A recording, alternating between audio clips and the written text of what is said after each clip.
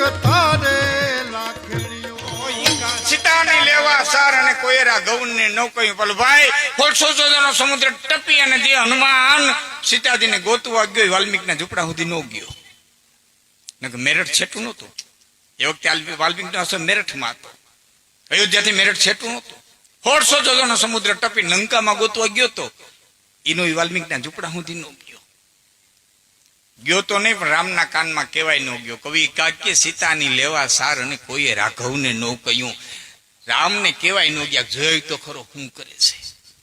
અને અફસોસની વાત તો એ છે મિત્રો કે અયોધ્યા વાળા તો નહોતા ગયા, જનકપુર વાળા નહોતા ગયા. નકર એની તો દીકરી હતી. કોઈ રામાયણમાં દાખલો દેખાડો. આ તો સ્વાર્થનો સંસાર અને ફેરીમાં તો આ તો મતલબની મનવાર અને જગત જમાડે ચોરીમાં વીણી મતલબે મનવા કોઈ રાબ ન રાંધે. રાજ્યા છેતને સૌ છાયો કરે ને અછેતને કોણ આપે. હજો કે ઓલવાણી પછી ટાઢી કોણ તાપે. અહીં તો છેતને સૌ છાયો. આખી જિંદગી દુખી થયા સીતા. બીજી વાત, દ્રૌપદી પ્રતિજ્ઞા કરી માછલીને આંખ વીંધે એને મારી દ્રૌપદી પરણે. એ અર્જુને વિંધી, દ્રૌપદી પરિણા. એ આખી જિંદગી દ્રૌપદી દુખી થયા. ત્રીજી વાત, દમયંતીના બાપે પ્રતિજ્ઞા કરી જેની માથે હંસલી કળશ ઢોળે અને મારી દમયંતી પરણે. એ નળની માથે ઢોળી, નળ દમયંતી પરિણા. એ નળ અને દમયંતી આખી જિંદગી દુખી થયા. નળપતિ નળ રાજા હોવા વનમાન વલખા વાય મારીને મચ્છિયા ખાઈ અને ભૂખ લાગે તેથી ભૂદરા ખાડાની માલિકો ઉતરીને માછલા મારવા પીડા એટલી હદ સુધી દુખી થયા. આવા કેટલાય હું તમને દાખલા દઈ હગું. હારું ઠેકાણું જોઈ અને દીકરીને દેવી બાપની ફરજમાં છે, પછી એને એના ભાઈક ઉપર છોડી દેવી જોઈએ. દીકરીના સંસારમાં બહુ માથું ન મારવું. ઘણા ન કહેતા ફલાણ ઠેકાણ દીકરી દઈ દે ને ગોઠણે ગોઠણે જાહેર છે. જુવાર સમજે ને અમારી કાઠિયાવાડી પાસે ફલાણ જગ્યાએ દીકરી દઈ દે ને ગોઠણે ગોઠણે જાહેર છે કે ગોઠણે ગોઠણે જાહેર છે એની ના નથી, પણ કડે કડે કંકા હશે તે. હાજી ભાણે બેહતા રોટલા ઉડે હતી, ભાણે હરખા ભેડા ખાઈ નથી હગતા. હું જાહેરને માથામાં મારી.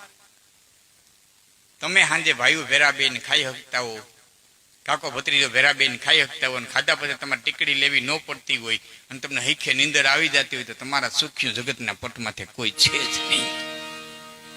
એક વાત, જો હું વાત કરતો તો જીન્સની તાકાતની, તમે ની ભૂલતા નહીં મારા શબ્દો. હા, હું ગમી ત્યાં જાઉં આડાવડો વિષયાંતર ન થવા દેતો. મારી વાત ક્યાં અટકી છે? જીન્સ છે, તાકાત છે, ઉર્જા, એની વાત કરું છું કે હું આ 2-3 વાતો લઈ અને નીકળ્યો છું. એક વાત. બીજી વાત, માફ કરજો, 7 પેઢી બાપની અને 7 પેઢી માની 14 પેઢીના લક્ષણો આવે. 7 પેઢી ગોત્ર બદલે. 7 પેઢી બાપની, 7 પેઢી મોહાડની. એટલે આપણા ગલઢાવના ચંપલ ઘહાઈ જતા ને મોહાડના મોહાડ સુધી જોવા જાતા. એનું ઉતરે શું આવે? બળ આવે, બુદ્ધિ આવે, તેજ આવે, શક્તિ આવે, તાકાત આવે, રૂપ આવે, રંગ આવે, ગળું આવે, અવાજ આવે, નાકની નમણાઈ આવે, આંખની નમણાઈ આવે, નાકની નમણાઈ આવે, નાગડદાઈ આવે, લૂંચાઈ આવે, જે હોય બધું આવે. દાતારી આવે, લોભિયાપણું આવે, જે 14 પેઢીમાં. એનો એક દાખલો તમને દઉં. કોઈ તમને એમ કે ખાકર ખાવ, બદામ ખાવ, ઘી ખાવ, કસરત કરો તો તમે તાકાતવાન થાવ. આ હાંડડા નહીં કે રાળા ખાય. આ નંદી, તમે શું કહો? હાંડડો કયો ને, ગૌશાળા બોય. આ ગોઠલા નીકળ્યા રાળા ખાય. એને કીધી તમે ગાજરના પૂરા નાખ્યા, છતાં કંથરોટું નાખી ગયું. ગાડું લઈને નીકળીએ તો કેવું પડે કે ઓલો ઉભો હો, 2 જણા લાકડીયું લઈને ઉતરજો. કેવું પડે કે નહીં? એલા ઓલો ઉભો હોય કે 2 જણા લાકડીયું લઈને ઉતરજો, ક્યાંક બળદને મારી નાખશે. એવા કંથરોટા નાખી ગયો હોય. નીકળ્યા ઉકેડા ને રાળા ખાય. એ બળ ક્યાંથી આવ્યું? એના જીન્સમાં છે. રાડું ખાય તો રાડું તાકાત બની જાય. હા, સિંહ એમ કે મારણ ખાઈ દે, આખે આખું રેડું ખાઈ દે એટલે સિંહમાં તાકાત છે. નારે ના, હિપોપોટેમસ શાકાહારી છે, હાથી શાકાહારી છે, છતાં ઉલારી નાખી દે ફગવીને ઊંટમાં પકડી. એ પાંદડા ખાય ને તો પાંદડા બળ બની જાય. એમ જેના જીન્સમાં જે વસ્તુ હોય ને એ આવે. આવવું જોઈએ, બાયણેથી ન આવે. આમ માવતરની ઉતરતા ઉતરતા. એટલે હું એક પ્રશ્ન લઈને નીકળ્યો છું. બધે સ્ટુડિયો માફ કરજો, બધા કાર્યક્રમ કહેતો જાઉં છું કે ભાણેજ ભલે થોડોક દુબળો હોય, શું કરવા ખબર? મારી સામે એક પટેલ રહે ને, પટેલ, એને મને પ્રશ્ન કર્યો. મને કે લાખનજીભાઈ તમારામાં એ કે આ ભત્રીજી દેવાના રિવાજ છે એ બરોબર છે? ભૂયવાન ભત્રીજી દેવાનો રિવાજ છે એ બરોબર છે? મેં કીધું બરોબર છે કે નહીં મને ખબર નથી, પણ એક વાત નક્કી છે કે કુંતાજીની પાછળ સુભદ્રાજી દેવાણા હતા, સુભદ્રાજીની પાછળ સુરેખાજી દેવાણા હતા. 3 પેઢી સુધી કૃષ્ણે આ રિવાજ રાખ્યો હતો. એટલે આમાં કઈક મજા હશે. એટલે કૃષ્ણ કરતા હું ડાયો નથી એટલી મને ખબર છે. આમાં કઈક મજા છે. જો આમાં મજા ન હોત ને કાઢી નાખ્યું હોત. રાખ્યું, આમે રાખ્યું. લુક્ષ્મણીની પાછળ રૂકમૈયાની દીકરી દેવાની હતી અને પાછા રૂકમૈયાના દીકરાની દીકરી દેવાની હતી. એ પાછું વાંચો તમને ખ્યાલ આવે. એટલે આપને વિનંતી કરું, ભાણેજ ભલે થોડોક દુબળો હોય, ભલે 2 તોલા હોનું ઓછું હોય, ભલે 2 વીઘા જમીન ઓછી હોય, ભલે એકાદું મકાન ઓછું હોય, પણ એક તારણના શબ્દો યાદ રાખજો. બેનનું લોહી છે, હાડમાં નહીં જાય, હાડમાં નહીં જાય. પોતાના બેનનું લોહી છે, આ જીન્સ છે, આ તાકાત છે. અને એ તાકાત એની માલિક ઉતરી હોય. નરસિંહ બાપુ લખે છે કે વિચાર્યું નહીં લઘુ વૈમાં, પછી વિદ્યા ભણ્યાથી શું. જ્યાદિન વિદ્યા ધન અરુ યશકો લાભ ન હોય તો વિદુર કહે ધૃતરાષ્ટ્ર કો વંદ્ય કાલ હે સોય. મુરજીભાઈ, આખા દિવસની માલિકર માણસ 3 કામ કરવા જોઈએ, અથવા તો 3 માંથી 1 કરવું જોઈએ. પેલું કામ વિદ્યા કમાવી જોઈએ. વિદ્યા કમાવાનો સમય વિયોગ્ય હોય તો ધન કમાવવું જોઈએ.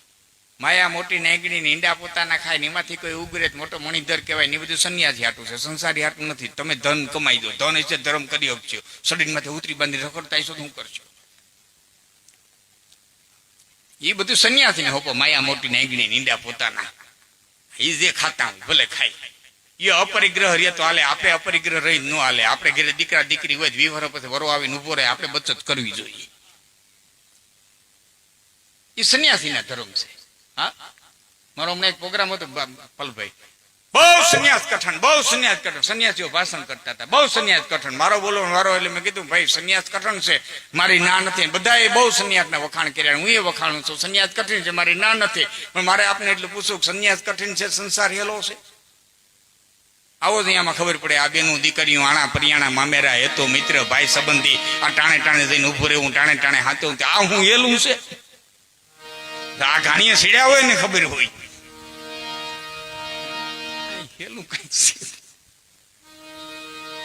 આખા દિવસ માણસે વિદ્યા કમાવી જોઈએ. વિદ્યા કમાવાનો સમય ન હોય તો ધન કમાવવું જોઈએ. અને ધન કમાવાનો સમય ન હોય, દાખલા મારી જેવડી ઉંમરે પહોંચી ગયા, અમે તો શ્યામના એક સંબંધને નાતે આવ્યા છે. બહુ પૈસા માટે થઈને પ્રોગ્રામ કઈ કરવા જતા નથી. હવે તમે ઓહિલો કરીએ, તમે ઓહિલો કે ને ઉછેડો કરે, હા ઓસલો કયો ને, હવે અમે ત્યાં ઓહિલો કરીએ. ઓહિલો કરતા કરતા જો હાર જડી જાય તો બાસકું ભરે ને ઓહિલો બીડી બાકા હમાતી જ ન જાય.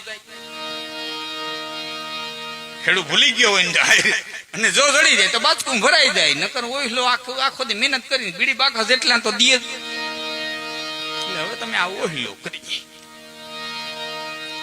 વિદ્યા કમાવી દો. વિદ્યા કમાવાનો સમય ન હોય તો ધન કમાવવું જોઈએ. અને ધન કમાવાનો સમય ન હોય તો ત્રીજું કારણ કે છે, આ મહાત્મા બ્રહ્માનંદજી લખે છે વિદુર નીતિની અંદર, વિદુરની સંસ્કૃતમાં બ્રહ્માનંદજી આપણા ઢાળમાં કર્યું છે. બ્રહ્માનંદજી કીધું જાદિન વિદ્યા ધન અરુ યશકો લાભ ન હોય તો આખા દિવસમાં ધન કમાવવું જોઈએ. ધન ન કમાય, વિદ્યા કમાવી જોઈએ. વિદ્યા ધન કમાવાનો સમય વિયોગ્ય હોય તો સારું કાર્ય કરીને એને જશ કમાવવો જોઈએ, કમાવવો જોઈએ, કમાવવો જોઈએ. ધનય ન કમાય, વિદ્યાય ન કમાય, જહય ન કમાય, તેથી વાંજ્યો ગયો છે, વાંજ્યો ગયો છે, વાંજ્યો ગયો છે. માટે નરસિંહ બાપુ લખે છે કે વિચાર્યું નહીં લઘુ વૈમાં, પછી વિદ્યા ભણ્યાથી શું. જગતમાં કોઈ જાણ્યો નહીં, જનેતાના જણાથી શું. ગજબ હાથે ગુજારીને પછી કાશી ગયાથી શું. મળી દુનિયામાં બદનામી, પછી નાસી ગયાથી શું. મારે એક પ્રસંગ થયો છે નીકળી કે દુખી વખતે દીધું નહીં પછી ખોટી દયાથી